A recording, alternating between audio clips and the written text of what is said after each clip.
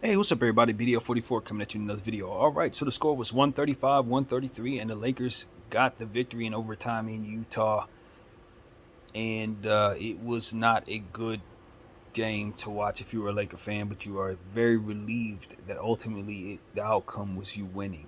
We got to where we wanted to go, but just about everything that took us there was irritating, would be the word. It was a very irritating basketball game to sit through. Um, we played down to the level of our opponent. The Utah Jazz must be given credit. See how many points they scored on us, but we should not have been surprised because the first two matchups against the Utah Jazz went that exact same way. They just ran the score up and scored in very, very fast ways. They just strike quicker than just about any team in the league. And that rang true once again at home in their building. They just continue to score very fast. You give guys like Ochai Agbaji credit, Kelly Olynyk credit, Smanovic. I think his name is Samovic. I'm not sure how to pronounce it, but he was shooting the ball lights out tonight. Um, you got to give credit to their whole team because they had 7 players in double figures. And even though we walk out of there with a win, they took so much out of us that I really don't know if we're where we want to be in regards to tomorrow's game against the Clippers. I mean, you have a game where Anthony Davis plays like 41 minutes, Bron plays 38 minutes, Austin plays 41 minutes. I mean, this is the exact thing we didn't want to have happen. The very thing we were trying to keep our team from running into, all of the different things that we tried to prepare our squad for, they ran into just about every one of those mistakes tonight. Bad defensive decisions, playing off of three-point shooters that left them hot, turning the ball over, settling for three-point shots, leaning on players that can't help them, and the result of the situation ends in them having the score go down because of it. I mean, if you look at things for all the problems that we've had all season long, you saw the Lakers just do a little bit of what ultimately plagued them all season long, all in one game. Just about everything we could do that sums up all of our weaknesses showed up in this basketball game. And I think the only reason why we won is because we were lucky enough to be going up against guys like THT who still have a lot of development to do, who ultimately did not take good shots tonight. And even he was able to explode and have an opportunity to tie the game up. We missed free throws tonight. Anthony Davis was basically 56% or something like that from the free throw line. Bron James 3 for 10 from behind the arc, 5 turnovers. Look, man, it was a lot of positivity there, but the only thing that really stood out was the negative for me, man. It was just a lot of bad, not smart basketball out there. I think it was more so you got to give credit to guys like Austin Reeves, Dennis Schroeder, Rui Hachimura, who were able to navigate the mistakes of the overall team. Those guys kept us in it by just playing hard and doing the things they needed to do. Our coach leaned on Troy Brown, who didn't give him no production, and Malik Beasley, who absolutely gave him no production tonight. And that was ultimately what went wrong. When you give those two guys 22 minutes each and they failed to give you more than 3 or 4 points, you know what I'm saying? It's like, that's kind of where you went wrong, coach. I understand that D'Lo wasn't out there. But again, our team is good because we are very deep. We got a bunch of guys that can all contribute. Malik Beasley didn't need to be on the floor tonight at all. That should have been Lonnie Walker and Max Christie, taller players who can do more for you in general, man. They hunted Malik Beasley the majority of the time he was on the floor, and as a result, the game stayed close. And then you couple that with LeBron James's turnovers and brick threes. You couple that with some of the other issues we had. We couldn't keep Vanderbilt on the floor because his hands, as I always tell y'all, we keep running plays for him and the ball keeps running off of his hands. It's almost irresponsible to pass him the ball.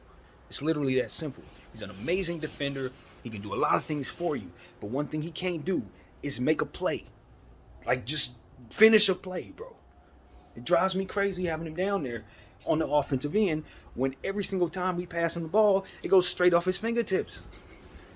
So that was a big problem because he was only down there for 17 minutes, and we needed him down there to offset what was going on because we couldn't get things right defensively. And when we finally put him in the game in overtime, he was one of the ones that made a mistake. I mean, how you switching off of a guy before he picks up his dribble? THT had a live action dribble on a situation where we had just subbed in our guy Vanderbilt. He had been sitting on the bench for almost 2 damn quarters, so clearly he wasn't exactly in a rhythm. But our coach subbed him in, put him on THT, and we switch off of the player with a live dribble. Then he drives straight to the rim. It's like, these are the type of mistakes that you just understand the Los Angeles Lakers were not where they needed to be mentally tonight. They really did not have their thinking cap on tonight as a team. LeBron James did not play smart tonight. I don't care what them numbers say. 37 points, 5 assists, 6 rebounds, whatever it was. I don't give a damn about none of that. I watched that man throw possessions away constantly by trying to do stuff that his body could not do. 3-point shots, not your thing. Why are you trying to dunk on Azubuike or whatever his name is? Azubuike's heavier than you, bro. You know we got a game tomorrow against the Clippers. Why in the heck are you trying to slam dunk on this dude like you're 23 years old with a bad foot? I mean, I just saw a lot of stuff that just did not cater to smart decision making. People were not being smart at all. You know what I mean? And it started with LeBron James and Darvin Ham. It's the bottom line. Now, those two guys were very difficult to overcome tonight, but we managed. And that's the God's honest truth. Anthony Davis was good on the floor.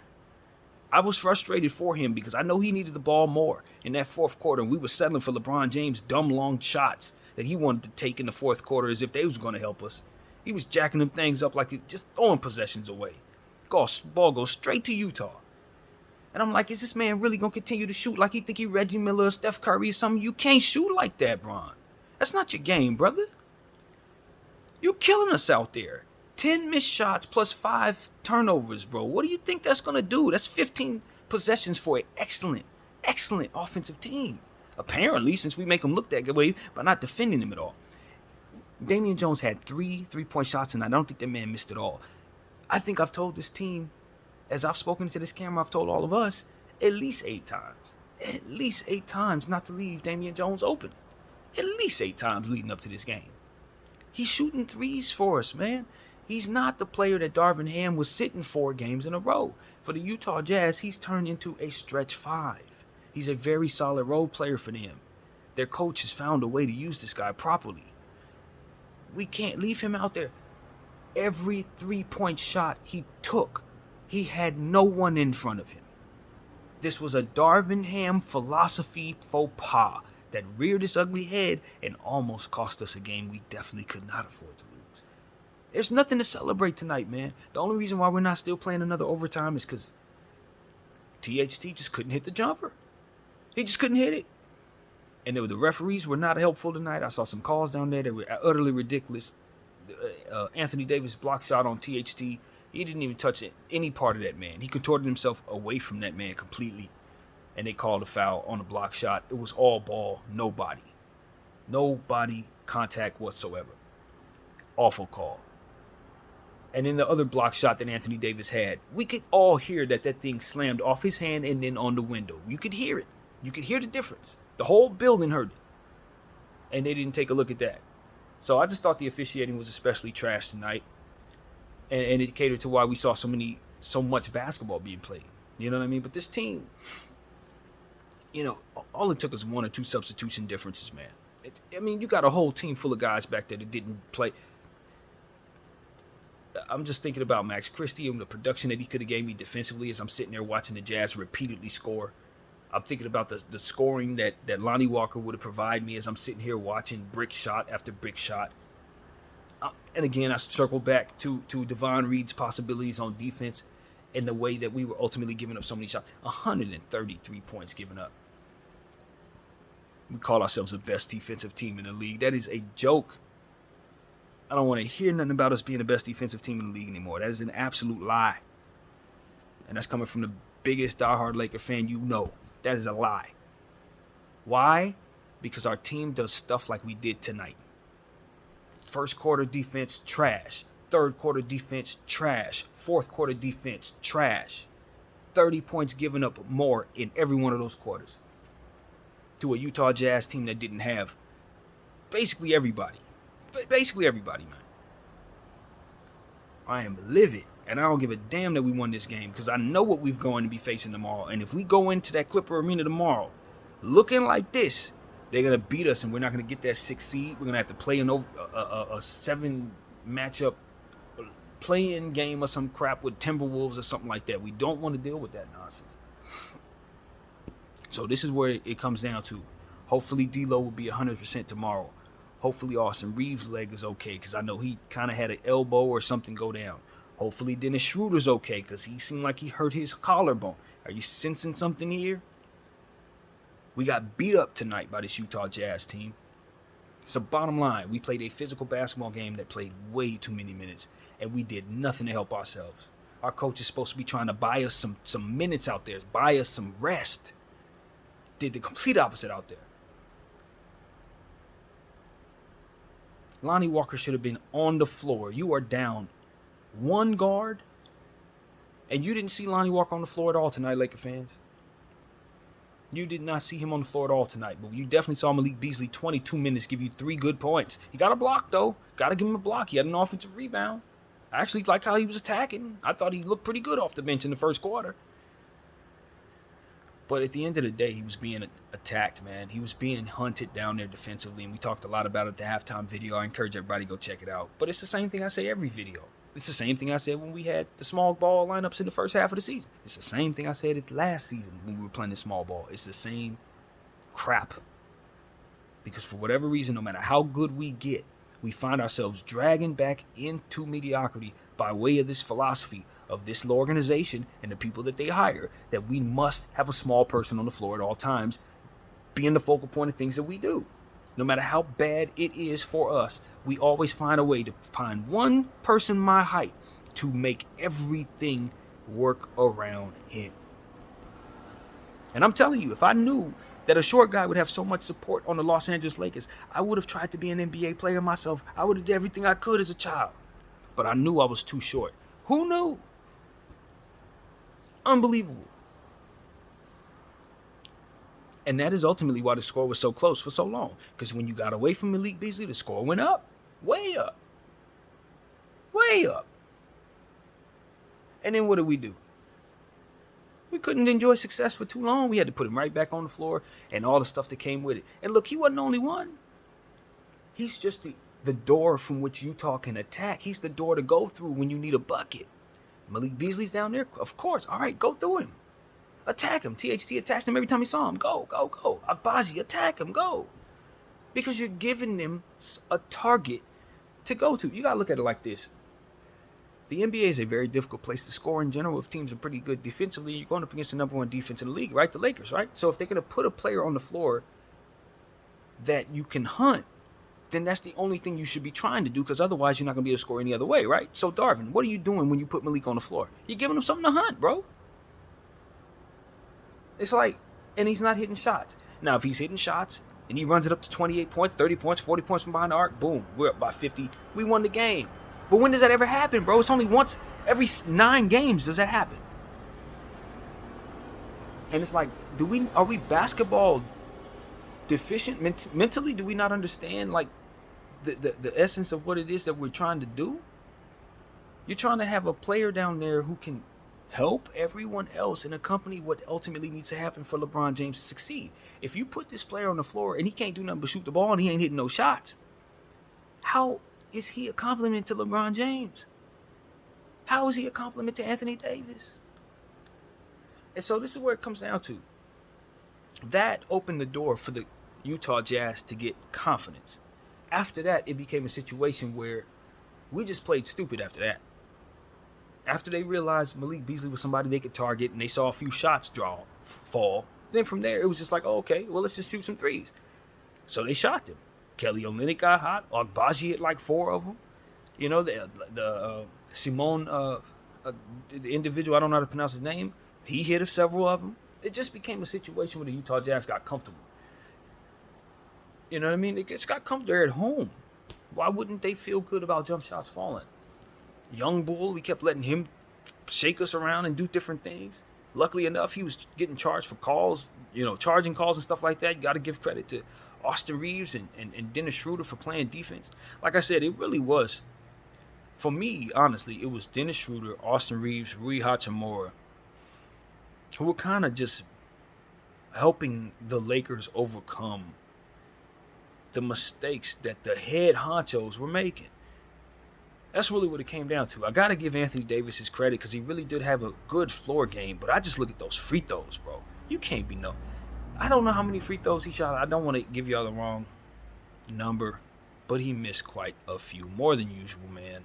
And that's where it really went wrong. He was good defensively.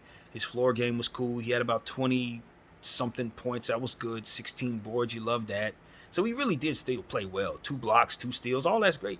But when you got 2 overtimes, or rather 1 overtime that almost went into 2, and you look at all them free throws he missed, it's like, yeah, he was part of the problem. Because at the end of the day, you can't be getting in the line that much in these close games and have us miss out on like 6 and 7 points from you. That can't happen, bro. So that was where he went wrong. Other than that, he was excellent. But Bron, all 38 of them points, man, I promise you he probably gave up 38 himself just by not doing other things that otherwise would have catered to success. He had to make up for his own mistakes by scoring so damn much, basically. That's really what it was. So I thought he was especially terrible tonight. I really did, man. And so that's how I feel, man. I'm a Laker fan that is pleased that the outcome equals W, but I know we needed energy. We need energy. We're going up against Russell freaking Westbrook. Inspired Russell Westbrook to kill us. Playing for his playoff life. Trying to keep from being in the play-in tournament. He going up against the Lakers. Do you know what that means to him? And you trying to tell me we ain't going to have energy because we couldn't get out of this game against this bad Utah team? Didn't have everybody? Didn't have their center. Didn't have their all-star. Don't have Jordan Clarkson. And y'all let them drop 133 points with that unit. You want me to be satisfied? You want me to sit up here and say, oh, we're going to win the championship? We can't even understand the basis of not leaving a target on the floor for us to be attacked. We don't even understand that concept. So my thing is, look, if this coach ain't figured out the most obvious thing that needs to be done, you need to swap Malik Beasley's minutes with Lonnie Walker and a combination of Max Christie. That needs to be done, coach. You need to stop leaving our defense weak with this player, bro. I'm ripping the Band-Aid completely off. It is not Malik Beasley's fault that his shot is not falling. It's not his fault that he's going through a tough time, but it is our fault if we keep leaning on him in circumstances where we need to win and we continue to play down to the level of the opponent because of it. He's the sole reason why all of this was so close tonight. Because if we didn't go to him, the game would have never been that close.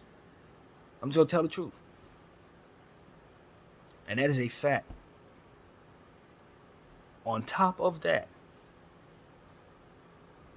we played down to the level of the opponent just by not playing very smart. And LeBron James, your ego was on display, but not so much your basketball IQ, brother. And that's what I'm going to tell you. I saw your ego tonight. I saw you battling. But more so with whether or not you should be doing certain things rather than what actually should be done on the floor. Should I be taking the shot? Should I dunk on this dude? Nah, you ain't want to dunk on this dude. You're 38 years old. You ain't supposed to be dunking on that dude. He's 22 years old, 270 pounds. The hell are you doing? Somebody needs to say it. Because guys end up getting hurt doing stuff like that. I watched Kobe get damn near destroy his shoulder doing some stupid crap like that. Yes, I remember that. Against the Minnesota Timberwolves. I don't remember the guy's name. I think it was I don't remember the guy's name. But Kobe thought he was going to be smart and dunk on this dude. Didn't dunk on him, but definitely injured his shoulder. This shoulder messed with him the whole year. As I always tell people, man, Laker fans, we've seen it all twice, bro. And we're not impressed with nothing. And when leaders don't act like leaders in big moments, we call them out. The basketball gods were disrespected repeatedly by this team tonight in a million different ways. Defensive, free throws, offensively, everything. It was all amateur hour tonight. This team was disgusting. We deserved to lose. Straight up. That we got to win was a testament to guys like Austin Reeves and Rui Hachimura, who quite frankly needed more of a focal point in the offense tonight. Who needed to be featured more. It's God's honest truth. I'm definitely giving the ball to somebody other than them stars, man. I'll tell you that right now. It's supposed to be buying us some time so we have some rest tomorrow. We're going up against the most energetic player in the world who's never been more motivated to beat anybody for all the marbles, and we couldn't get out of this game less than a damn overtime win by 1 at the whim of somebody else's jump shot. Disgusting. You guys should be ashamed of yourselves. Kid you not. This feels like the Boston Celtics game, only we happened to win it. Or the Philly game where we happened to win it. You know what I mean? We did win one of them Philly games. It felt just like this, actually. It felt like you lost. And I'm supposed to go in confident, I guess. And look, it comes down to this. D-Lo, we're going to need you to play well tomorrow. Obviously, you didn't play tonight with preparation for tomorrow. You're going to have to mask some of the stuff that we saw tonight. Because if we had you down there and did all these mistakes, still win by 25 if you're playing well. So it really does come down to us needing to overpower teams to mask our mistakes and the things that we're prone to do. Our coach is prone to do stuff that's just going to make us more mediocre than we ever need to be. Period. The stuff he's going to do with this roster, the things he believes in, it's been like this all year. He's going to make us worse. Period. So we need players like Anthony Davis and D'Angelo Russell to overcome that with their talent and make us better. I'm serious. That's exactly what it is, man. We just need our roster to overcome our tendencies. Because I'm telling you, it's coach, man. This Malik Beasley small ball stuff, it just makes us worse, man. It just is what it is. It makes us significantly worse.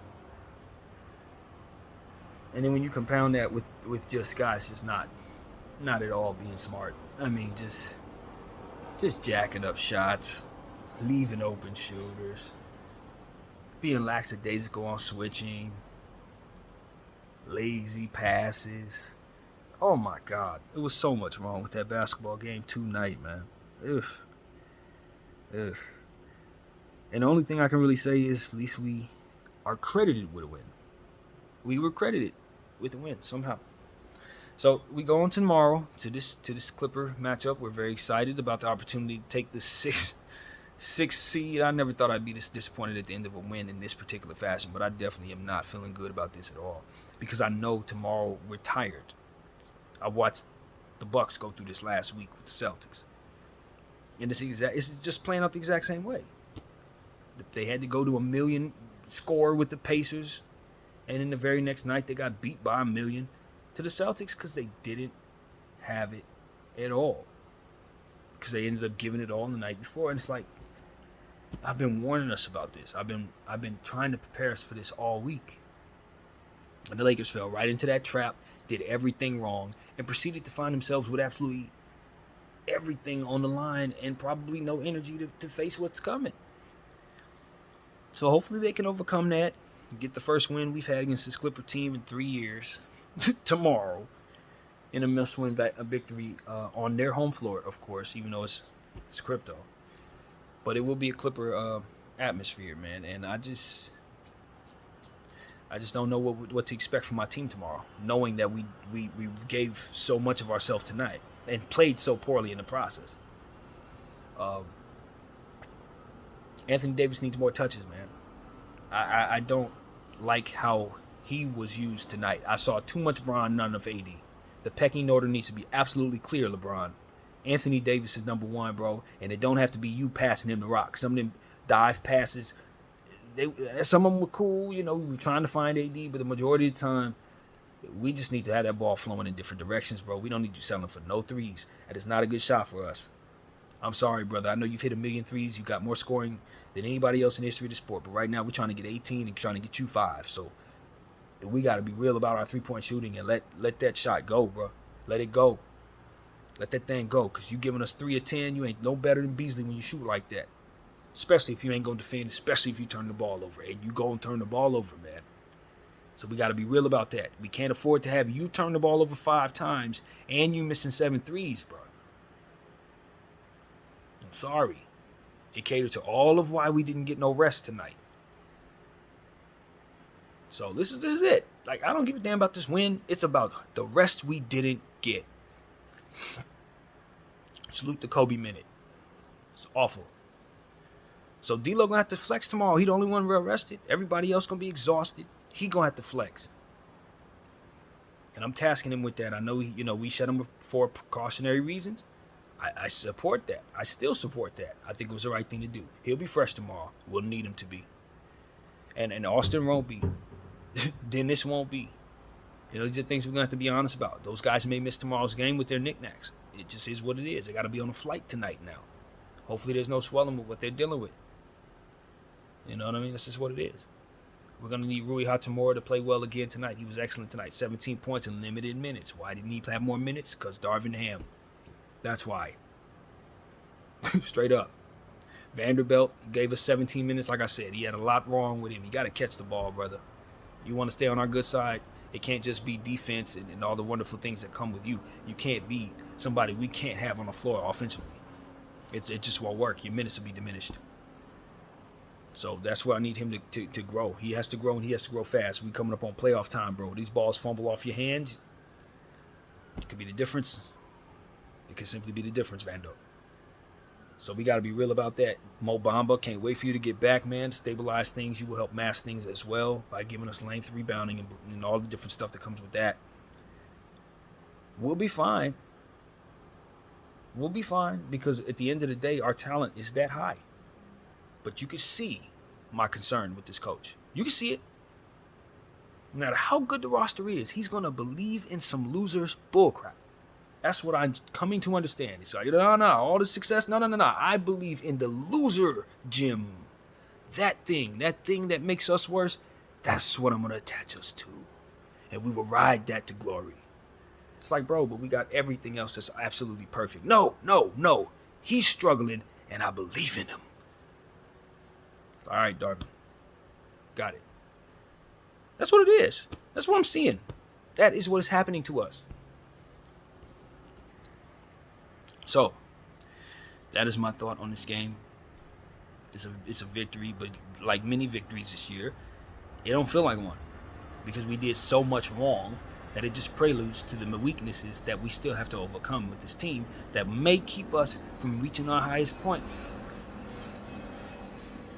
I'm telling you, small ball and all small ball principles are loser things. Period. They're in this league. It's going to cater to you having a deficit in the basketball game you're playing in. It is very consistent at this point. No matter how many variations we see it, no matter who does it, it could be the Bulls, it could be us, it could be Patrick Beverly, Russell Westbrook, Dennis Schroeder, it could be Malik Beasley, it could be Avery Bradley. It doesn't matter who it is. If you run small ball, your butt's going to lose. You're not going to have enough rebounding. You're not going to have enough size. That player is going to get hunted, and it's going to be easy buckets. Can we please absorb this truth and apply it to what it is that we're doing so that we can maximize our opportunity and run through the field like we're going to if we just simply don't continue to do this? Because if we don't continue to do this, we might actually hang a banner up this year. But if we do this, it's going to cater us not getting it. It's going to lead us to the path where we make more loser mistakes that we're prone to make with our fragile chemistry that reared its ugly head tonight. That ain't going to rear its ugly head if we win. That will not ever be in doubt if we just simply get away from loser bullcrap. See how all this correlates? I'm telling you. You can see it in the score. You can see it in the score, y'all. Just remove Malik Beasley, and the score goes up. It is like clockwork all season long with the various players that I've mentioned for the last 2 seasons long. So I'm tired of it, man. I'm tired of it, and I'm telling you, if it costs us a series or if it costs us an opportunity to succeed or whatever, we're gonna hear more of the same. It's not gonna be a happy BDF 44 you're coming to. I'm not really interested in giving y'all something that's going to lie about how I'm happy about winning. I'm not happy about this crap. We got to play the Clippers tomorrow. We ain't beat them in 3 years. Russell Westbrook ain't never been more motivated. Never been more motivated. And playing well. Terrence, man, they're going to run. They're going to give us all we need. Energy is coming. Covington, broken plays. Batum, broken plays. They're going to get out in the pass lanes. All these things we need to be ready for. And our team going to be sitting up here on a plane ride home in a blizzard tonight. Hopefully they don't have no setbacks with the plane because of the damn snow. Type crap. And we want to play an overtime game with a team that ain't got its players.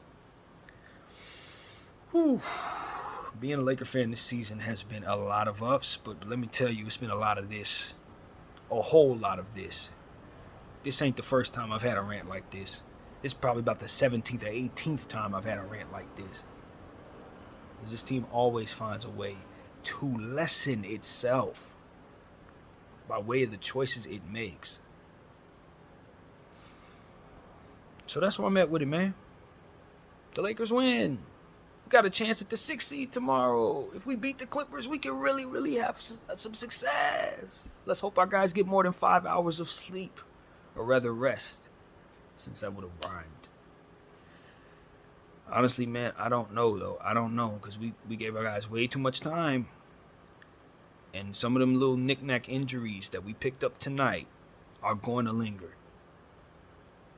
And so I'm concerned about not only this game coming up with the Clippers, but I'm concerned about this Phoenix game as well. And since these games are all stacked up together, on Sunday we play our last game. This is 3 games in the next 5 days. And then we're supposed to proceed to have some playoffs. Now, if we can get tomorrow's game, we can buy ourselves a week worth of rest, which I know we're going to need if we can hold on to that 6th seed. So we're going to have to win out regardless. But if we can somehow get tomorrow's game, we'll put ourselves in a fantastic position. I didn't check to see what was going on with Golden State. Hopefully they lost 2. Hopefully the Thunder got them. If they did, that'll definitely put us in a position to be able to capture maybe 5 as well. So we got our fingers crossed. Hopefully that ended the proper way for our situation. But, a win is a win. You definitely appreciate the outcome.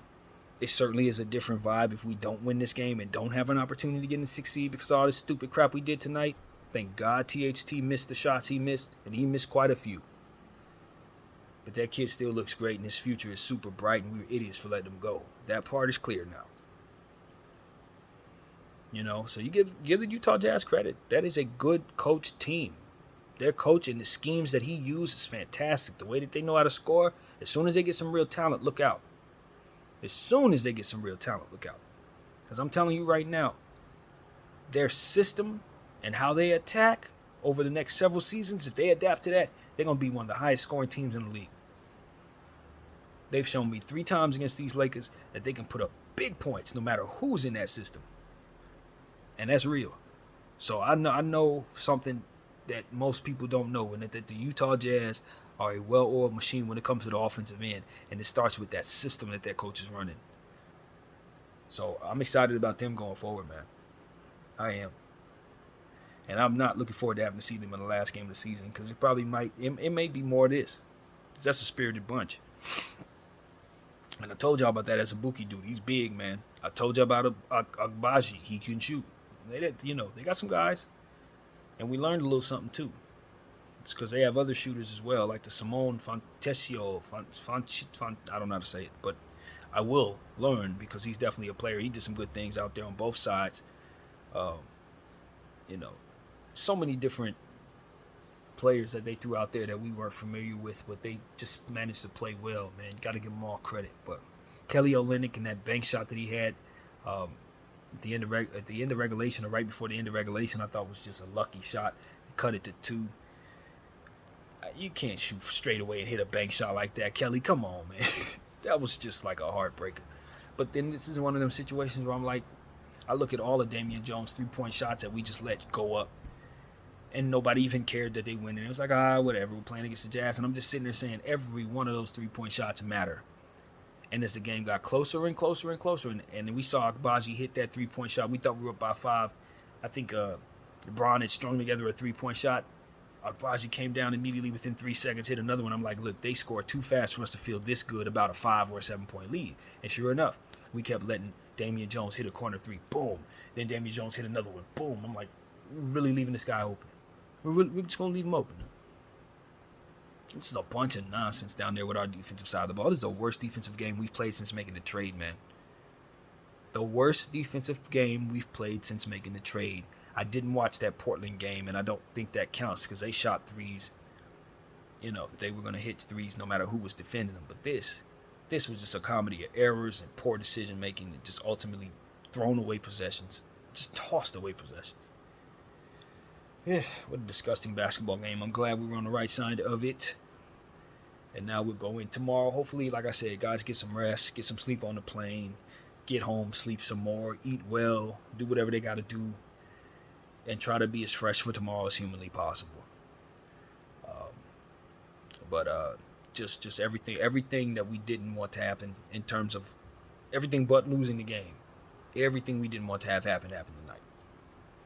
So that's really what it came down to, man. Freaking Lakers pissed me off, man. I can't believe that we ultimately won this game despite me feeling this horrible about how we played, man.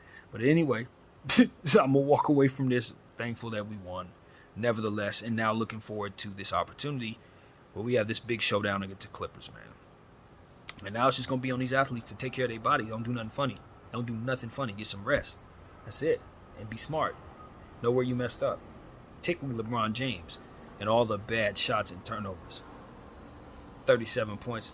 Listen, we needed all of those points, but we also needed him to not give up all of the stuff that he gave up on the other side. We needed him not to give up so much, settling for so much nonsense that could have got other guys in rhythm if he just would have passed up some of those bad three-point shots. Get those to AD. AD should have had all of those possessions. Every last one of those bricks should have been AD jumpers. And you know the score would have went up for it. You got to give him... Look, I'm going to say this like this. LeBron James got to pass that torch if he wants that championship. Let's rip that Band-Aid off. You're going to have to pass that torch if you want that chip.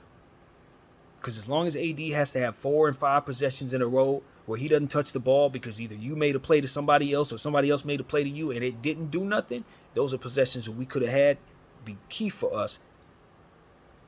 That buys us rest. That trickles down to so many other different successful things that we are not going to see because of this. I don't know how many yes men are going to say these things to Bron. I do not care, bro. I want to win. And we almost lost because of him tonight. And that's how real it is, man. So I'm expecting him to come back tomorrow. He's going to have to play better. I don't care what. Nothing matters. You got to go up against Kawhi Leonard. And you got to get this victory. And don't expect him to cut you no slack. You can't settle for no shots against this dude. He going to make you pay for every mistake. We know he's heartless. We know he's a machine. We know how he thinks as it pertains to us. He don't have nothing better to do than to beat the Lakers. Every year his team's focus is to beat the Lakers. They constructed the team to beat LeBron. That's all they want to do. They ain't even looking at the championship. They be looking at you. So you know what you got to do, LeBron James? Got to play better. And if you settling for 3-point shots, if you think you're going to turn to Steph Curry overnight, I'm telling you, brother, you're going to be stuck at 4. BDL 44. I thank you all for watching. I'm out.